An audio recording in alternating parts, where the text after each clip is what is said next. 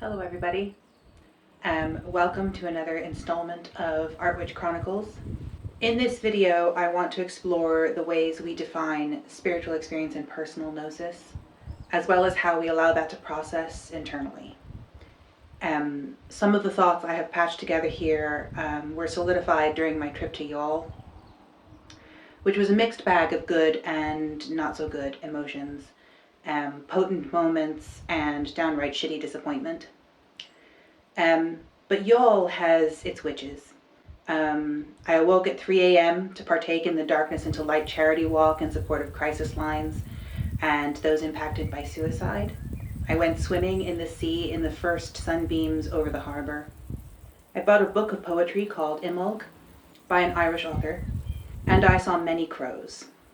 I learned some things the hard way too, and put some of that into channeled poetry on my return. So in the end, I'm pretty content.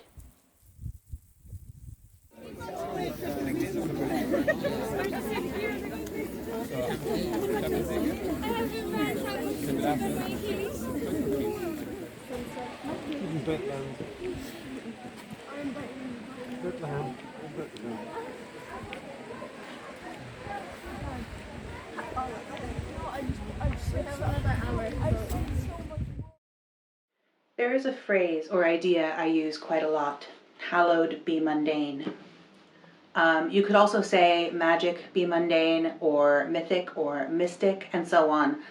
But the idea is that the liminal, numinous, and wondrous and strange are not distinct from our mundane reality. And that for me, to be a witch is to cultivate that, to live there, as it were. We often say that an experience does not need to be perfect to be of spiritual merit, but for me, that sense of imperfection is absolutely critical. It's an indispensable part of personal gnosis. I don't talk too explicitly on this platform about the dynamic I pursue with the goddess I honor, but there are certain extreme moments under her wing, as I often say, that I may never be able to understand fully. And I'm not sure life leads much of anywhere when there isn't a healthy amount of cognitive dissonance. If you venerate a given deity or pantheon, you may characterize the things you grapple with as lessons, challenges, gentle or not so gentle nudges in various directions. But regardless of your paradigm, sometimes you're looking for something and you find it. Other times you stumble upon it for better or worse. And still other times you just wish you were better at encountering or not encountering things just a little bit more on purpose.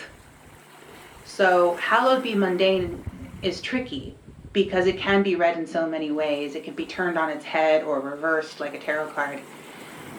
It's a phrase full of references. Some are more obvious than others. But fundamentally, the unexpected need not mean unlikely. And if something is likely, that need not mean that it is unspecial. So seeing the sacred in the mundane is not only why we have story, myth, art, song, and so on, but it's also really is just another language for real world phenomena. It's the cultivation of imagination, of curiosity, and of personal gnosis. You might even say it's the cultivation of sight. It shows us that mystical experiences are thicker on the ground than we might otherwise have thought. There is a great moment in Gifts of the Crow by John Marzluff and Tony Angell, a book devoted to discussing neurological research on corvids over time and effectively relating that experience to the backyard, as it were. In discussing the anecdotal stories of some of the people they encountered in their work, the researchers state the following. The brain of a crow also integrates and reconsiders memories to shape its mental construction of the outside world. These expectations temper how the bird responds to new information. It may be crucial to the crow's adaptability. The brain of a person is profoundly more capable of reconsidering and sculpting what it senses into what it knows. Our processing allows us to navigate a high-speed, multifaceted cultural and physical world. It also uniquely tints each of our worlds because our reality in part reflects our memory. So we suggest that Dana's reality really did include soaring with ravens, and Jim did understand a pair of crows. Further, Mary's occupational immersion with terminal care influenced her perception of crow death. And Suzanne's cultural familiarity with the crow as a harbinger of death adjusted her perception of the birds outside her husband's hospice door. All of these observers shared a history of profound interactions with crows. Their histories subconsciously changed what their eyes saw into what their minds experienced. Other people, without recent experiences or cultural connections to corvids, could have stood next to Jim, Dana, Mary, or Suzanne and never have heard a crow speak, flown with a raven, noticed a crow corpse, or seen a trio of crows beside the hospital door. So, for me, if magic is nothing but my neurodivergent brain making sense of my environment, for example, so I can be creative and synthesize my experiences better than I would have done otherwise, I don't mind at all. I'm not hugely invested in the notion of needing scientific proof or not. None of this is trivial to me, and it's also not trivial to those with whom I share supportive and loving relationships, healthy relationships. This understanding of magic is what makes me a witch. I put it in my art because art is a form of magic. I don't need the best of understanding. I just need curiosity and practice.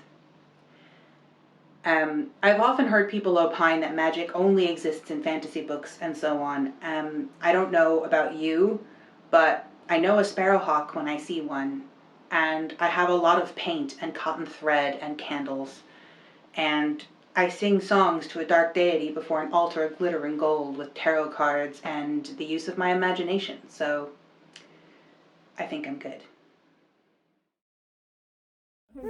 I'm too tall to be a hobbit. I can try. I can get round her. I'm sure. You have the right. I could barely squeeze through the freaking gap there, so yeah, I'm on my way. I've got my dungarees.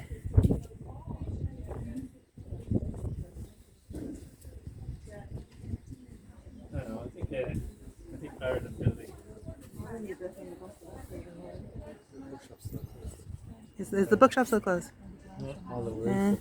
I can have a look at it. Maybe go for lunch first. Yeah. Yeah, I'm getting kind of peckish. I love to have the time